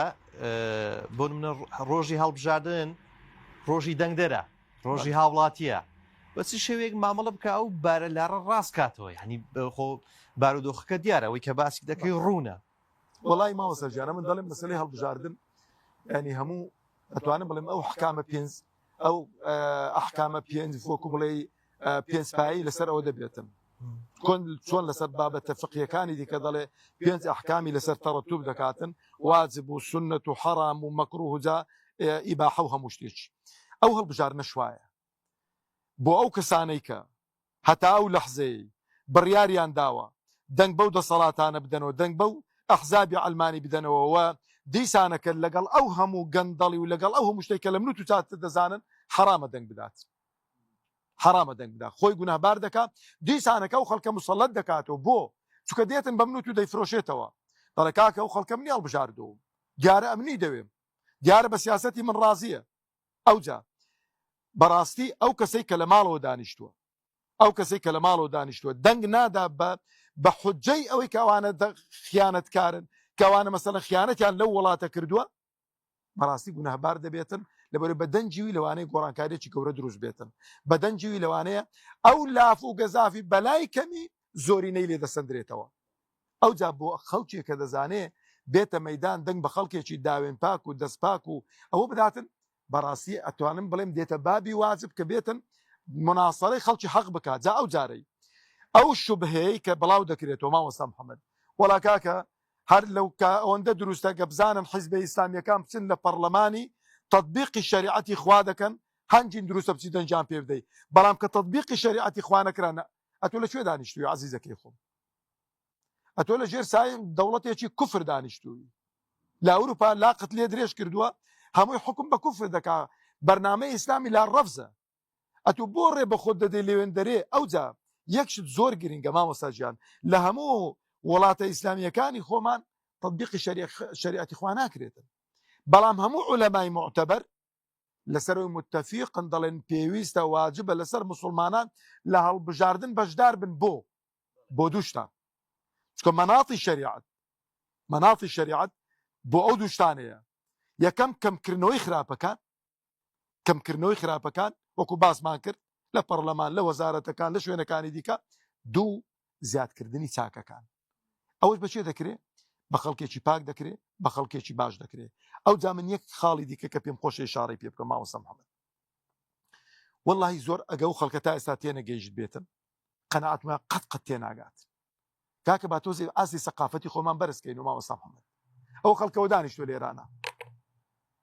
هەر کاکە لۆ چەپڵەکی لێ ناردەن گۆشت بۆ خۆمەش قسا ناکەین ونیە نامە بەسمێ چەپڵی لێدەن، یعنی تۆ خوای سەقافەتی و خەڵکە ئاوای لێبێ. ئێستا منەوە قەمسەڵەم دەبەدابێ ونیە قەمسەڵی داکەنم قەمسەڵە داکەران چەپڵی بۆچی جویندان چەپڵی بۆچیە کاک؟ وەڵڵە حەقی وایە بگریێ، قەسەم بەخوا حەقی وایە بگریێ. مایکی بشێنم کاکە وەڵڵاهی دەبی بڵێ وەڵڵاهی کاکەوە دیارەوە ئەوە شتێکی دیکە دەبی محاسبە بکرێت. نابەت دیتم مامۆستا، یعنی تو دەبێ بێی مامۆستا محەممەد، یعنی کاتێک کە تو ئاستی سیاسیەکانت ئەوەندە بێتە خوارەوە، ئەو بەو بڵێتن وشتر و ئەو بەو بڵێ نزانم چی و ئەو جوێن بەو بدا، یعنی چێ دوایش دەست حملەیەکی باشمان کرد وەنیا کاکە حملەی باشی چیت کرد وەڵا حەیای ئەو میلەتەشت برد هەموو ساڵی خەبات و شۆڕش و قوربانیدانی ئەو خەڵکە تێناوەتە ژێر پرسیار لەبەر ئەو خەڵکە ئەوانە بناسێ و ڕەجام وایە کە توێ سەر سندوقی دەنگدان زەمیری خۆت مرتاحکە کورە بەلای کەمی دەنگ بدە خەڵکێکی داوێن پاک دەم پاک با بە وەڵامە هەر پێم ناکرێ قسەکان دووبارە کەمەوە نەک بیان کەم لەبەرەوە هیوادارم ئەو خەڵکە زەمیری خۆی مرتاحکە. دکتۆر ژیان دەبینین ڕۆژانە لەو دەڤەرە و لە شوێنەکانی دیکەش خەریکی ئەوەن کە پرۆژە زۆر دەکرێتەوە هەر بە فعلی و کردداری شتەکە بەو شێوازەیە و بەشی دووەمی پرسیارەکەم ئەو دەڤەرە چ پرۆژەیەکی تێدا نەکراوەت و کە دەبێت دوای ئەوەندە ساڵە داوا بکەین کە پرۆژە بکرێتەوە کە ئەسڵەن ئەوە کاری سەرەکی دەسەڵاتی جێبەجێکردنەوەی کە خزمەت بکات کە ئیش بکات. بەڕاستی وەکو جەنابی مامۆستا مەڕوان باسی ئەوەی کرد کە هەندێک تەسەڕوفاتان دەکەن ئەو تەسەڕوفاتانەی ئەو سەرکردانە وا پیشان دەدەفەکان نەما ئەو میلەتیان زۆر پێ ینی دوور لە ڕووی هەملە خەفیفە عینی دەگەڕمە سەر کەلیمە قورئانێ فاستەخەفە قەومەه فەئەطاعوه بەسووک تەماشای خەڵکی دەکەن خەڵکیان پێ اعتیادی خەڵکیش بێ یعنی عاقڵ سووکە خەڵکیش بە جوان دەکا ئینەهم کانوا قەومەن فاسقین خوای گەورە فەرمێ هەر کەسێک لە بەرامبەر کەسێکی خۆی پێ گچکۆکە بی و ئەوی پێ گەورە بی و ئەوانە قومێکی بەجێی بکە ئەوە قومێکی فاسقن دەبێت قومی مە لە فیسق دەرچێ بەڵام ئەوە چێن ئەوانە ئەو ڕەش و ڕوتەن کە چاوەڕێی سەرمانگەن لە بۆ معاشنە چاوەڕێی بە فێریان کردوون وا ڕان هێناون وا پەروەردان کرد لە خلالی 33 ساڵە کە هەر ئێمە هەموو شتێکین هەر قسەی ئێمە تەواوە هەر هەموو شتێکی ئێمە دروستە ئەو جە کاتێک حکوومەت حکوومەتی پێک دینی مەسەلەن وەزارەتی ئاوادانکردنەوە و ڕێگاوبان کاتێک لە مەسەلەن ئەو ڕۆکە ڕێگایەک افتتاح کرا لە حاجی ومەران بڵێ 2 کیلۆمەتر و نیوە 14 ساڵە پێوەنا 14 ساڵە بەردی بناغیل و دەندا پاش 14 ساڵان 2 کیلۆ نیو کرا لە چۆمانی لە بۆ حاجی ومەران بۆیان هەموو تەرکرد بەس 2 کیلۆمەتر و نیوە کرد ئەو ڕۆچەپریا لۆ لێدرا لە بەرەوەی افتتاح کرا والله ئەمن بە ئەمە ئیسلام بە ئێمەی گوتووە جەنابی مامۆستا عەلی باپیریش بە ئێمەی گوتووە وەکو تاکیدکردنەوە فەرمی بەشتی باش بڵێن باش والله شتی باش باشە جادەی جوان و باش باشە بەڵام کاچ خۆم ئەوە حکوومەت کردێتی ئەوە حیزب نەیکردو ئەگەر بڵێ ئەمە وەکو حیزب حکوومەتین ئەسڵەن لەوانەیە وەزارەتی ئاودانکردنەوە هەر وەزیری وان نەبی ئی بزنەوەی گۆڕامی لەوانەیە دەبایە وەزارەت دەبا بزنەوەی گۆڕا برێ وەڵامنەوە ڕۆی شەکم کردی لەبەرەوەی ئەو وەزارەتەم عاید بووە نەک یەکێک بهێ خۆی بکاتە ئیشی خۆی ئیشی هەر هەمووان بکاتە ئیشی خۆی ئەو یەک بڵێ باشترین پرۆژە لەو مەملەکەتەی کە بەردی بناغی لۆ دانراوە لە ساڵی 1970ەوە کە سەدی بێخمەیە 6 کیلۆمەتر لە هەولێرێ دوورە باشترین سەدە لە شەرق الأوسط یەکەم سەدە لە هەموو عێراقێ حکوومەتی عێراقێ لە 170 کردیە ئەو سەدە چەند مشکلەیەک لە حەل دەکا مشکلەی کارەبات بۆ حەلەکە مشکلەی تحکم بە فەیضاناتەکە ناغڵی لافاوشتیوانێ دروست ببی مشکلەی ئاوت بۆ حەلەکە کاکە 10 ساڵیت کە ئەو نامینی خەڵک بخواتەوە کوا ئەو لێرە قورئان نافەرمێ قل أرأيتم إن أصبح ماؤكم غورا مەگەر ئەو ئاوا بستە بنزەوی فمن يأتيكم بماء معين لە هەولێرێ لە 70 مەتری ئاو بەدەر دەکرد ئێستا لە 700 مەتری سویتە خواردن ئێستا ئەو بیرێ لە کن ماڵی منە 700 مەتر بۆ ئێستا سویتە خواردن ئەو نەما دەبێ هێشتا لێدن بستە خواردن پاش 700 مەتر تو بە تەمای چی کوا ئەو زێی گەورەترین زێ لە عێراقێ گەورەترین لقە کە بڕژێتە ناو ئەوانی کە دەڕژێن ناو فورات و دیجلەی ئەوە ساڵەهای ساڵە بەلاش دەڕوا حکوومەتی عێراقی هاتیە بە پارەی خۆی بە جیرفانی خۆی جارێکی دروستی لە 70 دەستی پێ لە شەڕی عێراق و ئیران ڕاوەستا لە دوای شەڕی عێراق دەستی پێ کردو لە ئینتیفاضەی ڕاوەستا ئەو دوو ئەفەندیانەتون بە تەوقیعێکی فرۆشتیان هەمویان لە حکوومەتی ئیرانی و هەموو شتیان فرۆشت و دزیان و خواردیان لە عەلەنەن جەهرەن نەهارەن خواردن لە پێشتاوی ئەو خەڵکەی یەکەم ئیشان خواردنی سەدی بێخمە بوو يعني كسك بداية ومن كان في هذه أعمى فهو في الآخرة أعمى وأضل سبيلا أو اللي استي كوربي لقامته هذه كوري ورجاش اللي تقدس أو بداية كي بتزيد سبيكر بدبيني هاتك بتسكو تايبي بيش بيني لبرتي تواو ناكري يعني كم زاركوتيان والله صدام حسين بتمايا أو صدي دروس بكا سورة وبعدين لك زداب كاتوا تحكم لسر أو عندك مناطقان بكا لو أنا عندك منطقة بارزان أو أنا وبر بكون طبعا يكم زيد أو صدق كمان باز دكم دا کۆچی کارش دەبم بە ئیزنی خوای گەورە لە پەرلەمانی عێراق لە دروستکردنی ئەو سەدەی یەکەم شوێن کە بەبەری بکەوی شوێنی لە دایکبوونی خۆمە گوندی خۆم یەکەم شوێنەکە کە خۆشترین ئیمامی شیرازیە فەرمێ لەو دنیای کەس بە ئیشی خۆ ڕازی نییە هەموو کەس بە مەوتەنی خۆ ڕازیە ئەمن مەوتەنی خۆم لەکن خۆشەویستترین شوێنە پاش مەکە و مەدینە و بەیت المەقدسی بەڵام ئەو گوندی خۆم یەکەم جێ بەبەر دەکەی بەڵام مەسلحەتی عام کاتێک مەسلحەتی ئیسلام و مەسلحەتی مسلمانان و مەسلحەتی خەڵک ئینسان ڕەچاوی کرد دەبێت تەسلیمی واقعەکەی بی ئەو بێخمەیە یعنی خەزینەیە کە خوا رب العالمین لەو منطقەی لە بۆ ئێمەی دانایە بە من دەڵێن ئاخر وەڵام بەستی دیکە دروست دەکرێت ئەو بەستانە هیچیان نەک جێگەی بێخمە ناگرنەوە ئەسڵەن بە چارەژی بێخمەش هیچ مشکلێکیان پێ حەل نابی ئەسڵەن ئێستا ئەو بەستانەی دروستیان کردوون ئاو نەما بێتە ناوی ئێستاەوەی سماقلی ئەوەی لە هەولێر تێدەپەڕی لە بینی هەولێر و سماقلی گۆمەسپان ئەو نییە لەوە تێ دروستیان کردە خوا ڕەحمی بارانش ناتێ خوا ڕەحم کە باران بێوزارێ یعنی بارانش نەما ئێستا ئەو زەی بادینان ئەمە پێ دەڵێن زەی بادینان لە بادینە پێ دەڵێن زەی سۆران زابلع لە زەی گەورە چەند ساڵە و ئاوە مبارەکە بە بەلاش دەڕوە ئەو ئاوە سازگار و خۆشە ئاوێکی شیرنە نەخوێنەی شتەکە ئەجا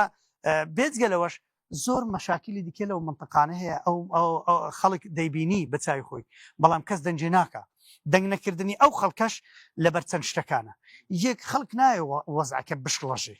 و هەروەها خەڵک نایەوێ ئەو منطقەیە دووبەرەکی تێدا تۆخ ببێتەوە خەڵک حەزی لە پێکەوەژیانە خەڵک حەزی لە برایەتیە خەڵکی ئەو مەملەکەت خەڵکێکی میوان دۆستە خەڵکێکی موسڵمانە خەڵکێکی خواناسە خەڵکێک حەزی لە شەڕ خەیاڵ نییە دروستکرێ و هەم نییە دروستکرێ کە ئەگەر ئەمە دەسەڵات دار نەبم لەو لای فلان دەسەڵات دار نەبی ئەوە خەڵک تووشی گرفت دەبی هەرێمی کوردستان لە دەست دەدەی سیادەمان لە دەست دەڕوە ئەوە هەم نییە دروستکرایە وەڵای پێشیوان زۆر باشتر بوو حتمما ئەوانش بچن بە 5 ڕۆژان زۆر باش وەکو 100 ساڵی حکمی ئەوان لێ دێتێ لەبەرەوەی ئەوانە وردە وردە ئیشیان کردێ لەسەر دروستکردنی تەبقات تەبقەی بڵند و تەبقەی نەوی بڕۆ لە نەخۆشخانەیەکی لە تەعیناتێکی گسکۆکە ڕادەست پێ بکە یەک نمونەت لە بۆ دینەوە لەوانەیە کاک یوسف لێرانێ بی دەستگایەکمان هەیە پێ دەرێن دەستگای مین دەستگای مین هەر هەمووی عقدن هەر هەمووی گرێ بەستن یەک کەسی تێدانێت تەعین ببی ئەوانە ئیش دەکەن ئەوانە لە ناو مینی ئیش دەکەن ئەوانەی لە بن سێبەرێژ دانیشتن لە تەبقەی سەرەوە هەموو ئەوە لە بەسێبەرەوە هەموو تەعینن معاشیان لۆ دێت ئەوجا جاری وایە 2 مانگ 3 مانگ 10 مانگ ڕای دەگرن لە هەمووش ناخۆشتر ناوێکی دینم لەو سۆرانەی بەناوی کاک بەختیار مینێکی بەدەستدا تەقیەوە پارچە بوو مرد تەماشای نەمەعاشیان دە ماڵ و منداڵەکەی نەلۆشان بە خزمەت حساب کرد و ئەوانش لەوێنە هەمویان پێیان گوتێ یەک ڕۆژتان بە خزمەت حساب ناکرێ نەکەوە ئێستا بڕۆ کەتی تەندروستی لێرەوە معاون طبی لێنە چەند پەرستار و شتوای لێ هەمووی تەوقیعیان پێ کردون ئیمزایان پێ کردوون ئەگە 100 ساڵیش لەو نەخۆشخانەی دەوام بکەی نابێ یەک ڕۆژ لە بۆ حساب بکرێ یعنی ئەو خەڵک بە خەفیفدانان و ئەو خەڵک پێگچ کۆکە بوونە ئەو دەبی بچی دەستیشان ماسکی هەتا بەس ناوت بنووسن لەسەر ناونووسنیش دەبی 100 بکەیت لەسەر زمانی وان ئەو حکوومەتی عێراق کە دامەزراندنی نییە جا ئەوە تەسەڕفاتی ئەوانەوەیان کرد ئەدی لۆ دانانی سەفارەتەکان ئەوە ئێستا حکومەت تەواو بوو 16 سەفارەتیان بەبەرکرد لەو ڕۆژانە فەوری تەوزیعیان کرد لەسەر خۆیان و خەڵکی خواسی خۆیان دانا و ناردانە ئەو وڵاتانە لە سلکی عسکەری یەک ڕۆژانەوە سایە برادێک ناسم لە شوێنێک گوتی هەموو شوێنێکە دێتە بەردەستی من گوتی یەک ڕۆژیش مامەسە تەعینات ڕانەوەستا بەردەوام خەڵکی تەعین دەکەن بەس بە تەلەفۆنێکی باشە ماوەسە موسلیم ئەگەر بێت و نوێنەرایەتێکی ڕاستەقینە هەبێ بێگومان ڕنگدانەوەی دەبێت لەسەر زۆر کرد لە نێو خەڵک بە تایبەتی باسی کردی پەروەردە بکەن کە بە کردداری لەناو ئەو کردەی چۆن بکرێ خەڵک دەنگ بە نوێنەرانێک بدات کە نوێنەرانی ڕاستەقینەی خۆی بن دوجار لە کەرتی پەروەردە لە تەندروستی ئەوانە ڕنگ بداتەوە کە زۆرە پرۆژە یاسایەک بچێتە پەرلەمان و ببێتە یاسا کە دوجار ئەو شیرازەی جوانی کۆمەلگە تێک نەچێت والله بێ خەڵک ینی کاتیەوە هاتووە خەڵک لەو غەفەتە بەخەبەر بێت ئەو خەڵک لە خەمی خۆی دابیت هەر سێکتەرێک ئەبینی لە هەر وڵاتێک بەژێر فلتەری ئەو تێپەڕیت پەروەرە تێپەڕیتن بینی دکتۆرە مهندیسە سەرۆکە کە مەحامیەکە مدیر عامێکە لە مدیر ناحیە قایمێکە محافیزێکە هەمی ڕۆژێک لە ڕۆژان لە بەردەستی مامەساپێک گەیشتە و ڕۆیشتە ئەگەر ئەو سلچی پەروەردە دیسان دێمە ئەگەر هات وەکو خۆی ڕۆیشت کەسانی باش پەروەردە ئەکاتن ئەو کەسە باشە کە پەروەردەکە چۆ کۆمەلگا لە ناو کۆمەلگا لە هەر شوێنێکدانی خەڵکانێک پەروەردە ئەکاتن بە ئەمانەتەوە سەیری ئەو دام و دەستگای ئەکاتن خەڵک دەرفەتێکە ئێستا لە بەردەمیاندایە ئەگەر ئەیانەوێت ینی مناڵەکانیان ئەندامانی خێزانیان نەفەوتێت سەقەت نەکرێت با لە ئێستاوە بڕیار بدەن کەسانێکی دڵسۆز کەسانێکی باش بنێرنە ئەو شوێنانێکە بڕیاریان بەدەستە کاتێەوە هاتووی عنی خەڵک ئەزانێت کام کاندید باشە کام کاندید خراپە کام کانێکی پەروەردەیە کام کانێکی پەروەردەیی نییە خەڵک ئەبێت ئەو بە جوانی لێکیان زیاب کاتەوە ئەو کەسانە بنێرنە ئەو شوێنانە کە بڕیا دەرئەکەن بۆ چارەنووسی ئەو میلەتە بە تایبەت لە کەرتی پەروەردە تو سەیریکە هەموو ئەوانی کە وەزیری پەروەردە بوون نەمبینەوە یەکەش وەزیری پەروەردە مامۆستا ببێت مامۆستا نەبووە کەسانێک دەئانێت کە لە پەروەردە شارەزانیە ڕاوێژکار لە خۆی دەئانێت بە ڕاوێژکار ئیشی بەڕایکردن ئەگەر مامۆستایەک بۆ نمونە لە گوندەکان لە دێهاتەکان مامۆستا ببێت معاناتی مامۆستای بینی بیت کاتێک کە داواکاری مامۆستایەک ئەسە پێشی ئەزانێک و شەکل و جێبەجێکاتن بەڵام جەنابی وەزیر ڕۆژێ مامۆستا نەکردیە نازانی سەرما و گەرمەی ئەو گوندانە چییە ئەو نازانێت کێشەی پەروەردەیی چییە کە نەیزانی هیدی کەشتەی دێتە بەردەمی کێشەی مامۆستایەک زۆر بە ئەسەی تەماشاکات لەوان ینی احتیباری شوێنەکاتن لێیە ئەو کەسانە بە ئامانزدا ئەنێن قسەیەکی ئەڵێ خطأ الطبيب تحت الأرض دكتور كلا شيء كركسي شيء كشتو شارديان وخلاص ما فرق خطأ المهندس تقع على الأرض مهندس بناء كدوس كده بناء دا أرمت بناء كوروخايا والله خطأ المعلم يبقى على الأرض في الدوام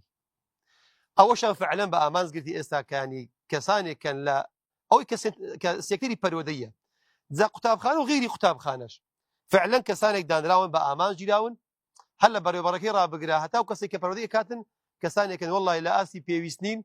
بو أركي هالنصاون كأرشي بروردا قرسترين أركي لسرشاني مروف كدان درابيت شكل شيء بيغمبران سلامي إخوان سر بيدقوا خكان سبوا بروردا كردني وخلقي بوا لروي عقيدة لروي كلتور دابو نريد لروي عبادات لروي هسوكوت لروي أخلاق زوترين شيء خلق أو بوا استهمان أو شيء بلكو بزيات روا يعني زور آلوستر إسال أرادنا كروجانا يعني خلق بروريان أبيتو توشان أبيتوا بو يبي خلق أجر خمخوري خوتي خمخوري كسكاري خوتي كسانك هل بجيرن فعلا كسي پروردين بو منهزك دابنت منهزك پروردي كخلق لسري بنياد بنريد سپاس دەکەم بەڕێزان و خۆشەویستان بەشی یەکەمی بەرنامەکەم بەرەو بەغداد تەواو دەکەم دوای وچانێکی کورد دەگەڕێمەوە خزمەتتان دواتر ئەو بەڕێزانەی کە لەگەڵ من هەندێکیان وەردەگرم چ بە پێشنیار چ بە پاڵپشتیکردن لە لیستی 285 کۆمەڵی دادگەری.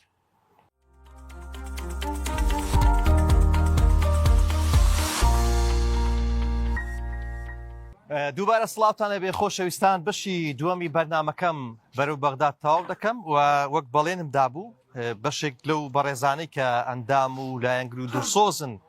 لەم سنوورە دڵسۆزی کۆمەڵی دادگەرین وەردەگرم لە مامۆستا سیامە دەست پێ دەکەم. فەرموو مامۆستا. بەناوی خوا گەورە میهرەبان بە خێرهاتنی کەناڵی ئاسمان پیام بکەین و بە خێرهاتنی ئەو مامۆستا بەڕێزانە و ئەو خوشکبرانەشەکەین. وەڵا سێ پرسیارم هەن. پرسیار یەکەم تێکەڵچێشەکەم دۆخی بازاری زۆر تێکسوە مامۆستا کار و کەسابەت نەمایە دەسەڵاتیش پارەی زۆر زەبەلاح لەو ڕکلامی هەڵبژارنەی بەکاردێنی لە کاتەشیدا ئەڵێ پارەنی لەو موچەی ئەوە وەڵامی جەنابەت چییە لۆ پرسیارێ لۆ مامۆستا مەڕوانی باشە مامۆستا لۆ جەنابی مامۆستا مەرەحمەت سۆفیش وەڵا پێم خۆشە بزانم شارەزای زمانی عەرەبی تا چەندە پاشان بوونی زانای ئاینی زارورەتی بوونی زانای ئاینی لە پەرلەمانی و جەنابیشت تاکە زانای ئاینی لە سنووری پارێزگای هەولێر کە کاندیدی لۆ پەرلەمانی عێراق. پرسیارە چیکالۆ مامۆستا موسلیم هەندێک لە بانخوازی مەحەلی و برێن غەیرە مەحەلیش خەڵکی سار دەکەنەوە يعني زاروا أهلي مزجوتا أهلي نواجو جمعة جماعتها خلشي يان هانا دالو حزب علماني يان أوتا لو بايكوتي لكات تجداك كوملا كانديدي زور مسلماني دان باشي دسباكي لا ميدانكي زور سباس مامۆستا مەلە مەڕوان قوربان جوابی دەوە. بسم الله الرحمن الرحيم والله دەست خۆش مامۆستا سیامن نەک هەر ئەو کاسبکارانی لە ناو بازار دەبیندرێن لە سایەی حکومڕانی ئەم دوو دەسەڵاتە لە هەرێمی کوردستان ئەتوانم بڵێم سەرجەم کایەکانی تیجارەت و بە بازارکردن و معاملەکردن هەمووی ڕاوەستاوە. دەچێ مەعرەزان ئیشیان نییە، دەچێ بازار ئیشی نییە، دەچێ لای وردەفرۆشی ئیشی نییە، دەچێ لای نووسنگەی عقارات ئیشی نییە، هەموو ئیشەکانیان ڕاگرتوون. ئەوەی یەک. دوو، ئەوەی کە زۆر جێ ترسناکە لە وڵاتی ئێمەوە هیچ پارێکی زەبەلاغیان لە بەردەستە، چونکە ینی ناکرێت حزب لە حکومت دەوڵەمەندتر بێتن، ناکرێت حزب لە حکومت دەوڵەمەندتر بێ. لە حملەی هەڵبژاردن لە ساڵی پار لە هەڵبژاردننی کوردستان، ینی شەریحەکان جەمامەستایانی ئاینی و غەیری مامەستایانی ئاینی 3 ملیۆن و 4 ملیۆن و 5 ملیۆن و ینی بە فەردە پارەیان دابەش دەکرد. ئەو پارەتان لەکوێ بوو؟ بۆ چکە ئێمە لە خولی ئێمە لە پەرلەمان بودجەی ئەحزاب دانرا، بودجەی ئەحزابیش نەما نەدراوە. ئەو پارەت لە چێ بۆ باوە تەوزیعی دەکەیت؟ پارەی حکومەتە سەرۆت و سامانی حکومەتە دەستی بەسەر داگرتووە. لەوەش ترسناکتر چییە؟ ئەوانەی کە خوا پێداویشن دەوڵەمەندیشن لە وڵاتەی ئێمە سەرانیان لێ دەسەندرێتن. نامەیەکیان بۆ دێ فڵان کەس ئەوەندە دەفتەرە دینی تەسلیم دەکەی، تەسلیمیش نەکەی ژیانت دەکەوێتە خەتەردا. ئەوجا ئەوەندە لۆری پسکویت، ئەوەندە لۆری ئەرزاق دینی بۆ فڵانکە بارەگا دەبێت، بۆ فڵانکە لیستە دەبێت، بۆ فڵانکە ڕێکخراوە دەبێت. ئەو ڕێکخراوەش ڕیکلامی خۆی لەسەر دەدا و بە ناوی خۆی دابەشی دەکاتن. هیچیان نێشتوە بۆ وڵاتە، کار و کەسابەتیان نێشتووە. جابینە مەسەلەن بۆ نمونە لە هەموو مەرزەکان سندوقیان داناوە، گومرگەکەی دەدەیت، گومرگەکان چەند قات کردوتەوە، سەرەڕای گومرگەکەش کە داخل دەبی وەصلێکت بۆ دەکا، هەروە بۆ وەصلیش ناچی 25,000 لێ وەردەگری دازە. ئەوە هیچیە کەس نازانی هیچەیە،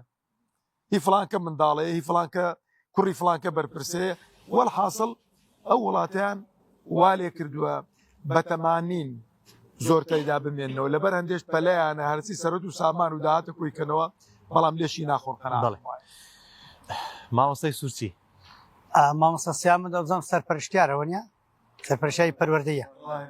ڕاهێنەری پەروەردەی. دەست خۆش بوو پرسیارەکەت ئەلحەمدولیلا مشکلەم نییە لە زمانی عەرەبی، نە لە قەواعیدەکەی نە لە جلفێکی مشکلەم نییە.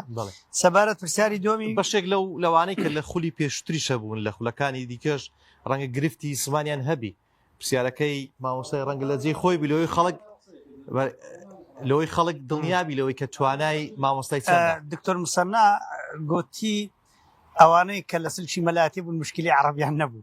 گوتی بەڵام ئەوانی دیکە هەر هەمویان ئەتوانم بڵێم یەک دووەیان زمانی عەرەبیان بەڕاستی قسەیان کرد، کە گوتی بەس ئەو یەک دووە کە مامۆستا بوون، مامۆستای ئاینی بوون، ئەوەی دیکە هەم بەغەڵەتی بەڵەتی قسەیان کرد. هەتا مامۆستاش کە هەولێر ئەندام پەرلەمان بوو لە بەغداد گوتی کاکەن گو ئاەتان بەغەڵەتی دەخوێنەوە، ئاەتی قورئانیان بەغەڵەتی دەخوێندەوە. هەرچی مامۆستای ئاینیە ئەگەر حوزرەی خوێند دەبێ بەتایبەتی ئەگەر لە خوێندنمان هەموو عەرەبی بووە، لە کولیە شەریعە و لە ماجستێر و لە دکتۆرا و مشکلی عەرەبیمان نیە الحەمدولیلا. پرسیاری دووەمینی باسی ئاینی ئیسلامی کرد، ڕۆڵی ئەو مامۆستایانە کە لەوێ لە پەرلەمان چبی. ئەمێن پرسیاری هەندێک مامۆستانم کرد، یەک لەوانە شێخ ئیبراهیم نەعمان، دکتۆر ئیبراهیم نەعمان لە مووسڵە، یەک لە عولەماکانی مووسڵەیە، گوتی کاتی خۆی ئەمن کە چوومە پەرلەمانی بەغدایە بە منیان گوت مامۆستا مەچوو لەبەرێت و مامۆستای ئاینی طبعا وەچی من مزگەوت و شتی لێ نەستاندرابەوە. هەتا مامۆستایەک لەماوانە لە هەولێرەی هەندە قورئانی لە پێشە خۆدانینە پێش ئەو ئینتیخابی دڵێ لەو خاتری ئەو قورئانەی دەنگ نەدەرە مامۆستایانی ئاینی نازانمەتە عاقڵ بن و نازم شتیوە. ئەم چوون بۆ لای هەر لێرەش بە هەموو خەڵک بزانانی چوون بۆی لای گوتم مامۆستا من مزگەوتم نەما، ئیمامەتیم نەما، خوتبەم نەما، فەقێم نەما، هیچم نەما، چ بکەم؟ دانیشم تەسلیمم سەڵاتان لێدەم هەتا دەمرم لۆی ئەوانش بە کەیف خۆگەمەی بە شعوری خەڵکی بکەن. ها ئەم تەسلیم نابم. قوتي نانا مامۆستا والله ئەتوو مستحقی و جێی خۆیەتی ئەتوو بچی و گوتم وڵڵی حەقا و قسانەی توێستە و شاهێدانش لێرن بیکەمە ڤیدیۆک لەگە ڤیدیۆکەی کە شەکلکەم لۆ ئەوەی تەناقوزێک دروست بی لە قسەکان، یعنی معقول نییە ئەگە مامۆستای ئاینی لایەق نەوی چێ لایەقی و شوێنەیە. شێخ ئیبراهیم نەعمە فەرمووی ئێمە چوین مەجموعەک شتی باشن کرد، یەک لەوانە زۆر مامۆستای ئاینی ناردن لە بۆ ماجستێر و دکتۆرای لە بۆ دەوڵەتانە لە پەرلەمانی عێراقی، ئەوە کە لە بەرنامەی مەشداهی ئینشاءالله تعالی دووهەمین مامۆستا ئەو گرێبەستانەی لە ئەو قافی ئێستا ئەو گەنجانەی تازە پێڕا دەگەن هەمووی گەنجی بەهیمەتن هەمووی فەقیهاتیان خوێندە کولی شەریعیان خلاص کردیا وەریە ناگرن لە ئەوقافی دەوڵەمەندترین وەزارەت بە تەحەداوە دەوڵەمەندترین وەزارەت لە کوردستانی وەزارەتی ئەوقافە بە سەدان ئەتوڕوپا خانتان نەدیت کاتێک چووگوتی باشە 420 بینایی گەورەی هەیە باڵەقانەی گەورە هەمووی بەکرێ دراون بەکرێکی گچکۆ کەمۆکە گوتی باشە وەزیرە ئاگەی لەو وەزعی نییە ئەو چۆن تەسەڕف دەکرێت من لە مەسئولی میلاکاتی یەکێکی ئەوقافەکانی زۆر شوێنانم پرسیام تێن مامۆستا میلاکاتی ئەوقافی زۆر بێسەروبەرە عەردی ئەو کەورینەی ئێستا دەیبینن هەر لە کەورینی بگرە هەتا دەگاتە لای بەرگوانی ئەو منتەقەیە لە سۆران ئەوە نموزەجێکی کچکۆکەیە هەمووی عەردی مزگەوتێ بوو هەمووی خانی لەسەر دروست کرا لەبێ کەسیان نابێ ئەوقاف خۆی لێ بکاتە صاحب معقولە کابرایەک مردیە گوتیتی ئەو زەویە وەقف بی لەو مزگەوتێ سبەینی کابرا کافتریا لەسەر دروستکە یەک لە شارەکان تەحەداکەم ئێستا کافتریا لەسەر دروست کرا نەرگلەی لێخۆن و ئافرەت خزمەتی خەڵکێکن و هەر دەستی بەسەداچیدا من لە لای مدیری ئەوقافێکی بووم لەو ماوانە دەیگوت یەکێکی محامی بوو دەیگوت بەس ئەو ئەردەم لە وەرگرە لە ئەوقافی شکر و تەقدیرت دەدەمێ حەدیەت دەدەمێ کورە ئەردی ئەوقافت کوپێ وەرناگیرێت تۆ حکومەتی یعنی مڵکەکانی ئەوقافی ڕۆژانە بە هەدەر دەڕۆن خەڵک خانی لەسەر دروست دەکا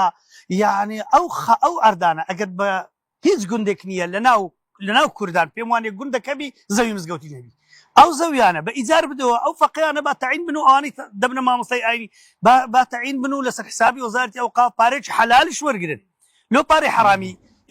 گومرگ و ممرجی دەیە مامۆستای ئاینی پێشنوێژی پێ بکە والحاصل ئەوە لایەک مامۆستانی ئاینیان ئەوەندە بێناس کردوون ئەمن بینیم وەزیری ڕۆشنبیری یەک لە حکومەتەکانی ڕابردوو چوو بۆ سەر حدودی پێشوازی لە تەرمی گۆرانی بێژەکی کرد جەنازەی لەسەر شانی خۆدا نابوو والله یەک لە مەلا هەر گەورەکانی ئەو هەولێری وفاتی کرد بوو هەمووی 5 کەس 6 کەسی لە دەورە بوون نامەم لە بۆ سەرۆکیەکێتی زانان و لە بۆ وەزیری ئەوقاف ناردووە گوتم ئەوە گەورەترین مامۆستا وفاتی کردووە والله بۆ ساوی ئێستاش نامەکەم ماوە هەر جوابیشان نەداوە کورە بابا مامۆستای ئاینی زۆر بێنازە لە وڵاتی هەر ئەوەی حساب بۆ نەکرد یعنی هەر لەناو خودی وەزارەتی خۆمەنزاری و ئیستیفزاز دەکرێت لە ئیستعلاماتی دەچی پێدەڵۆسی دەچی چ دەکەی چی شتێ دەچی لای چێ کاکە تۆ من وەزارەتی خۆمە کەواتە ئەو شتانە دەبێ وردە ئیشی لەسەر بکرێ خێرخوازی زۆر گەورە دێنە وەزارەتەوە خێرخواز ئەمە لێ دانیشتە بووم یەکێک گوتی 17 کەس هاتووە هەمووی لە 35 دەفتەری کەمتریان نییە هاتوون دەڵێن بەس شوێنێکم پێ بدەن ڕێگان پێ بدەن مزگەوتی دروستکەی دەیگۆ شوێنێکمان داوەتێکی دوو عائیلە لەسەر بەشەڕاتنی ئەو دەرێ من مزگەوتی لەسەر دەکەم ئەویش کەس دەرێ مزگەوتی لەسەر دروست دەکەم بەس مزگەوتی حاجی مرادی 125 دەفتەری تێچووە بە زوانترین شێوە دروست کرا یعنی کە لەسەر زادش خەڵک مشتاقە ئەو پارە زۆرەی بە $1,000,000 بدە لە بۆ مزگەوتێک کاکەڕیان پێ نادەن عەرقەڵیان لە دروست دەکەن مەشاکیلیان لە دروست دەکەن ئەنجا گەورەترین مزگەوتە جوانەکانی هەولێرێ مەلایەکی دینن دەیکوژی نتاقەتی تدریسی هەیە نتاقەتی خوتبەی هەیە نتاقەتی قسەکردنی هەیە نتاقەتی مطالعی هەیە نتاقەتی ئەوەی دەست بە سەخانی مزگەوتش دادەگری ئەو مامۆستانش هەموو بێ مزگەوت ماونەتەوە جارێ ئەوەی بۆنی ئیسلامی لێبێ ئیمتیحانێکیان داناوە وەرە کاکە تبەتەمای ببێ خۆ بەخش ئەگەر بۆنی ئیسلامی لێبێ هەندێک پرسیاری و هەم عەقەدی لێکە ئەگەر هات و سیبەوەی هیبینی نازانی جواب داتەوە ئەگەر یەکێکش بەدڵیاوی یاخوا بەخێر بێ تو نازحی وەبێ ئەوەی ئەمن عایدی فرام طریقەیمە یان سەلەفیە یان سۆفیە لەو ماوەی 700 مزگەوتیان داوەتە سەلەفیەکان سەلەفی ڕێز و احترامی هەیە لەکنە من بەڵام لەبەرچی لەبەرەوەی بەستە ئیدی حکمیەکەن برا سۆفیەکانمان خۆ من ئەهلی تەسەوف لەسەر ئەو چاوی خۆم دادەنێم ئەهلی تەسەوف حەقیقی بەس لەبەر ئەوەی تێکگیربوونیان نییە دەگە حکمی کاکە و مزگەوتش بالەبووتی بەڵام بۆنی ئیسلامی لێبێ وەچی زمانی سەدام حوسێنی کە سەدام حوسێن دەیگەوە ئەگەر دەروێشێک و سۆفیەک سەریان لە سوزدەی بین هەتا دەمرن لە مزگەوتی هیچ عیلاقەتان پێدا نەبن بەڵام دوو گەنجتان دیت بەیەکەوە قسەیان کرد پستە پستێکیان کرد بیان کوژن هەردووکانی ئەعدام کردن هەمان سیاست بەردەوامە و زمانی سەدام حوسێنیش پەروەردە و تەربیە لە ئێستا زۆر باشتر بوو ئاخر قسەم مامۆستا ئەحمەد کەرکوچی کاتێک بە مدیری عامی گوتی باشە کاکە ئەو مەنەجەی بۆ وا لێ دەکەن بۆ خاتری خوا هەر گوتی دەبێ ئەوەش بگۆڕن مامۆستا ئەحمەد کەرکوچی لە کۆمەڵ بوو ئاخیری زانی مدیر عام چی پێگوت گوتی کاکە بە کوردی هیچی پێ نەما گوتی ئەمە علمانینە ئەگەر ئەوە منهەجیمێ ئەگەر ئەنگۆ هاتنە سەر حکم ئیسلامی منهەجی تەربیەی ئیسلامی بگۆڕن تازە ئەمە ئەو هەمالێکری و دەستکاری ناکەن بەڵێ یعنی ڕاست بە عەلەنەن پێمان دەڵێن ئەمە علمانینە و کاتە قسەشان لەگەر دەکەی ئەمە لە هەموو کەس موسڵمانترین و ئەمە خۆمان پێلەنگۆ مسلمان دیت لە چێت لە تەربیەتەکە دیارە دەست خۆش مامۆستا مسلیم سەبارە پرسیاری مامۆستا شامەند گوتی هەندێک بانخواست دانراون ئێستا تەنانەت بۆ سارکردنەوەی خەڵکە لە مەسەلەی دەنگدان بەڵێ ئەمەش ئیشێکە لەو بربەستانەی کە لە بەردەم کۆمەڵ هەیە کە بە ئامانج کەسانێک دروست کراون پێگەی حساسیان پێداون ئیش لەسەر ئەو لایەنە ئەکەن خەڵکانی زانکە دەنگدان دروست نییە یان کاریگەری نییە سوودی نشی بێکەڵکە تەسیریشیان کردو لە ڕاستیدا ئەوە شتێکانی بە مەنهج هاتووە بە بەرنامە هاتووە دیراسە کراوە ئیبرانیشێک لە شێوازی محارەبەکردنی ئیسلامیەکان ئەوەیە کەسانێک دابنێن بە فکری ئیسلامی ساریان کەنەوە بەڵێ ئەو شتەکانی بەشەکە لە بەرەمەکانی بڵێن ئەلمانی کەسانێکی دوزەکەن کە پەروەدە نەکراون بەڕاستی لەو باش چیت فەرموو بسم الله والصلاة والسلام على رسول الله سەرەتا بە خێراتنی بەڕێستانێکەوە هاوکارانت و مامەسانی بەڕێز و خۆشەویست و میوانان وەسلااو ڕێزشم هەیە بۆ بینەرانی کەناڵی ئاسمانی پێیان لە هەر شوێنێک و بۆ هەموو هاوڵاتیانی هەرێمی کوردستان من بە سەرنجێک و لەگەر یەک دوو پرسیار مداخلە ئەەکەم سەرنجەکەشم ئەوێ لەسەر بەرەی بایکۆت ئایا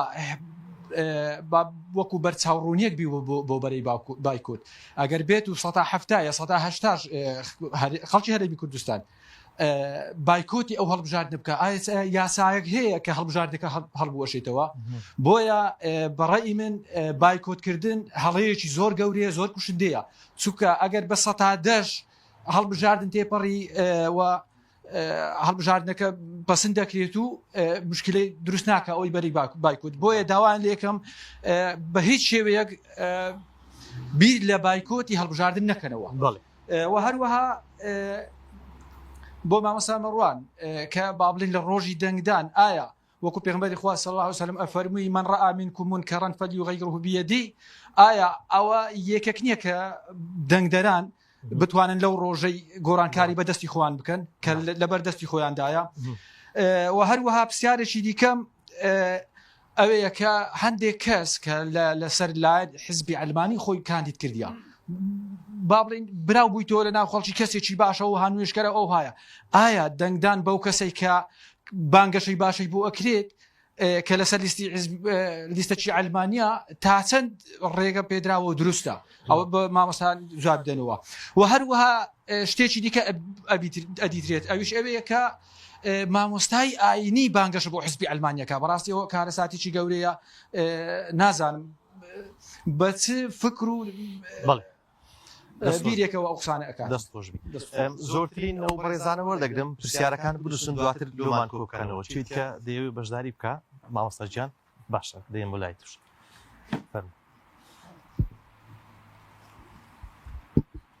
فەرمو قوربان بەلای خۆی گەورە میهرەبان سەرەتا بەخێراتتانەکەی مامۆستا محەممەد بێگومان ئەوکو ئیزافێک لە بۆ قسەکانی مامۆستا مەڕوان نەکرد لە پەرلەمان لە دام دەستگاکان کە بە گشتی هەر شوێنێک ئەندامێکی ئیسلامی لێ بێت ینی هەم جێی ڕێزە هەم جێی متمانەشە لە بلایەن بەڕێوە بەرەوە هەرچەندە تەشخەڵە و کێشەشی لە بۆ دووسەکرێت هەرچەندە ڕێگەی پێنادری بەو شێوەیە بەڵام ئەبینین ئەو پەڕی دڵسۆزی لە هەمویان دڵسۆزترە بێگومان ئەو پرسیارم لەبوو کاک دکتۆریە لەو ماوەیە کە داتا چاڵاکیەکانی 4 ساڵی ڕابردوو بڵاوکراوی پەرلەمانتارانی عێراق بەڵێ بینیمان لە لیست هەبوو لەوانەیە 7 پەرلەمانتار 8 پەرلەمانتاری هەر قسەیان نەکردبوو لە 4 ساڵدا قسەیەکیان نەکردبوو کەجێ دەستخۆشیە کاکسۆنا عومەر لەوانەیە بەقەدر 20 پەرلەمانسی پەرلەمانتاری لایەنەکانی کە قسەی چاڵاکی هەبوو دکتۆر ئەحمەد وەشگوندێرەوە بەڵێ نەدات کە ئینشاءالله لێوێن دەرێ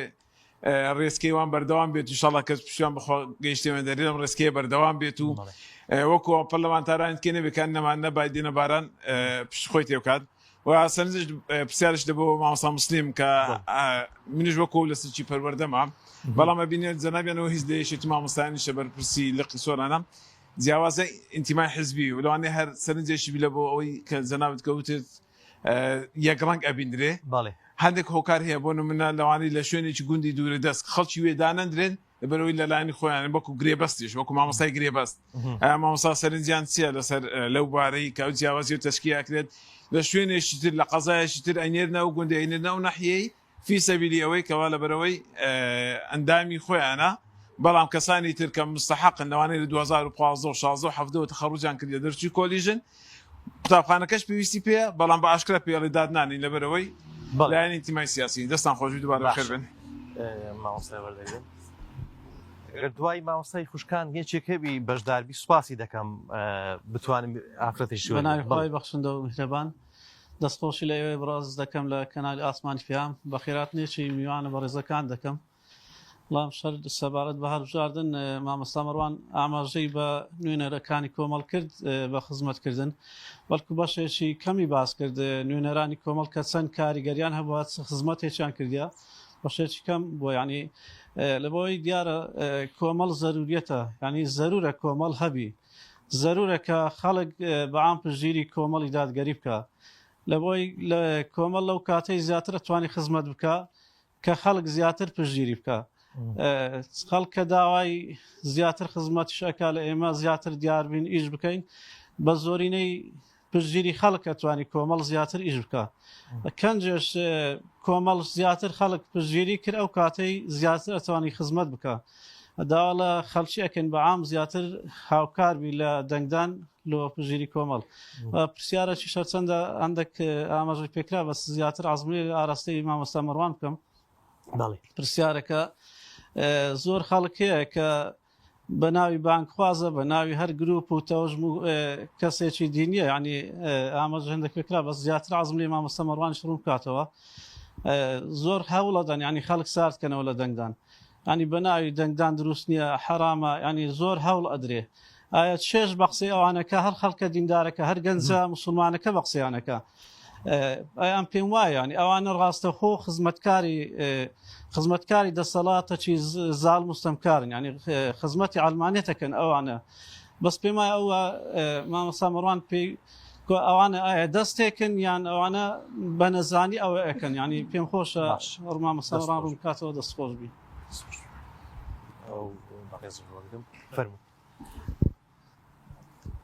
بسم الله الرحمن الرحیم بەخێراتنی بەڕێستانەکەین و دەستخۆشی لەو میوانە بەڕێزانە شەکەین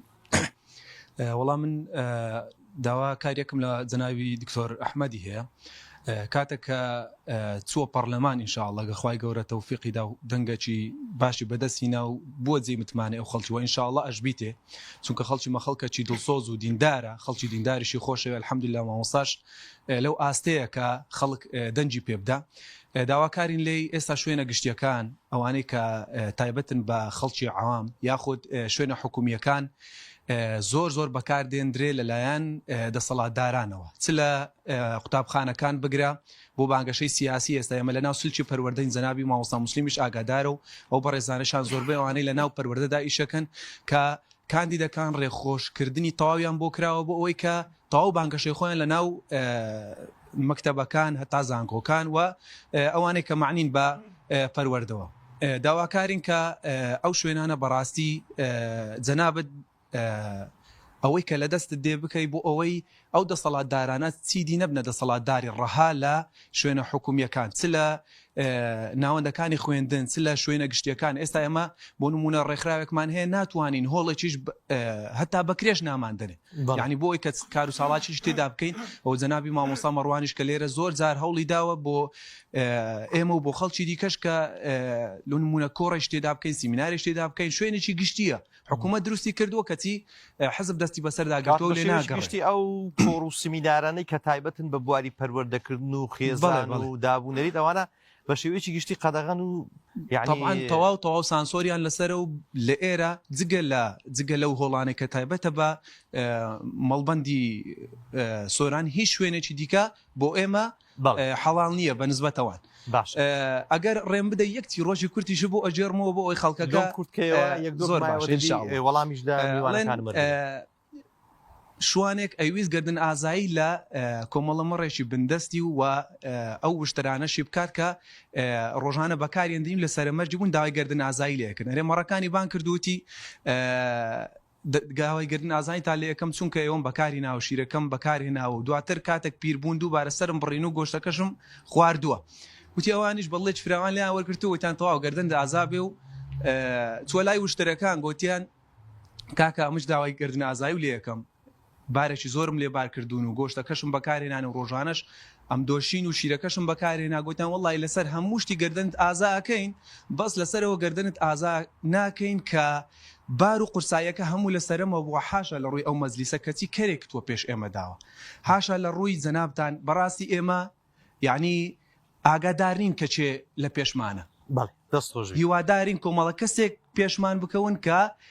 ئیسیفادەی دنیا و قیامەتیان لێ باش دەستان خۆش بە خوشکێک وەربگرم ئەگەر بیتە دوو ئەوە باشتریش فەرموو بەنای خوا خێر بن سەرچامان طبعا ئیدارەی سۆران بە حکمی ئەوەی ئیدارەکە ینی هەم شوێنێکی شاخاویە هەمیش مەرزە سنووریەکانی تێدایە لۆیە کێشە و مەشاچیلی کوبرەی زۆری تێدایە ئەوەی لە ناو سۆران نەژی نزانی یعنی ئەو کێشانە چنەیان کوبرەی مشکیلەکانی ئەو دەڤەرەی چنە ئەمە بە بەرنامەچی ساعتە کونویان 2 ساعتی نەتوانین هەموو ئەو کێشانە بخەینە ڕوو کە یان ئەو گەندەڵیانە بخەینە ڕوو کە حکوومەت بەرامبەر ئەو ئیدارەیان بەرامبەر ئەو دەڤەرەی ئەکات طبعا زۆرن ئەو ئەوانە بەس ئەمە کە قسەیەکەین یعنی لەلایەنەچی ئەو کێشەکان دێنێت ینی لایەنەچی برێ کوبرەی لە ناو هەزار مەشاچیلی ئەمە مەشاچیلەکن دەرینە لە ناو هەزار کوبرەی ئەوانە یەکن کردیتە نمونە لە ناو هەزار نمونە یەکن کردیتە نمونە طبعا من دەستخۆشی لەو کاندیدانە ئەەکەم کە لە پێشوو و لە ئێستاش کە بەتەمانە و بە شیاوی شانەزان بلۆ پەرلەمانی بەس یەکێک لە ئەوەکانەرێ تازە جەنابی دکتۆر ئەحمەد باسی کرد کارێ مێژوو دووبارە ئەبیتۆ مێژوو بۆی دووبارە ئەبیتەوە کارێ لە سەردەمی 16 و 17 ئەوانە خەڵک بە زۆر ئەکرا بە مەسیحی کڵێسا دەستی هەبوو قەشە یعنی ڕۆڵی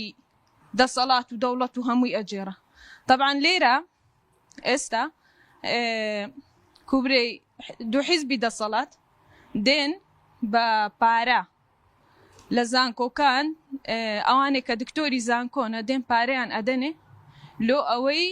دەنجیان پێ بدەن پارەیان ئەدەنێ بە ئەوە ناکە پارەیان لێ بدەنێ و تەواو دەنگن پێ بدە دەبی بێی قورئانیان دانایە یاڵا سوون دەکەن لۆ بخۆ ئەتوو دەنجی ئەدێ من بە هەمان شێوەی کە پێشتر کو خەڵکیان لە ئیسلامەت یانی ئەوەی کە ئیسلام بە ئەیان کوشت و ڕایانە کێشا لۆ مەسیحیەتی ئێستاش ڕایانە کێشن لە ئیسلامیان دووریانەکەنەوە لۆ عیلمانیەتی سواس دەکەم ئەگەر ئەوەی تەنیشت وەرە بگرم فەرموو بەس بە کورتی بسم الله الرحمن الرحیم پێشتی بە خێراتنی ئەمسا بە ڕێزەکانەکەم و بە خێراتنی میوانە بە ڕێزانەشەکەم من پرسیارەکەم ئاسای مامۆستا مەڕوانە بەڵێ ئێمە بە دروشمی ڕازگۆ الحەمدولیلا ڕازگۆمان لەگەڵتان بەردەوامی لە بانگەشەکردن بەڵام خەڵکانێکی زۆر یعنی لە هاوڵاتیان کە پێیانەرێن یان دەنگ بۆ کاندیدانە دنیان بۆ حیزبانە دن ئەرێن حیزبەکان هەموویان وەکو یەکن هەر ئەوەندێ تاسنە پەرلەمانی ئێمە لە بیرەکەن یعنی کاندیدەکان بە تایبەتی ئەرێن لەوە پارەی خۆیان ئەمە شانی زۆرێک پێیانەرێن حەفەنێک دەقە یعنی ناکرێت حیزبەکان هەموو وەکو یەک بن ئەو هەموو بەرنامەی بەخشینەنێ ئەو هەموو بەرنامەی قورئان بنکەی تەحفیزنێ یعنی ناکرێت و برێ هەمووان وەکو یەک حساب بکەن جا چۆن بتوان یعنی ئەو جۆرە کەسانە قەنەعەتیان زۆر باشە کاتێکی کەمم مایە زۆر ئیشارەتم دەدەنێ زۆر بە کورتی و بە پوختی لێکی دەن بسم الله الرحمن الرحیم بەڵێ وەڵا لەسەر قسەی مامۆستا محەممەدی بای کۆت بەڵێ ئەنێ تو بینە بەر چاوی خۆ شخصێک بەڕێدا دەڕوە بای لە کۆتەکەی دەداتن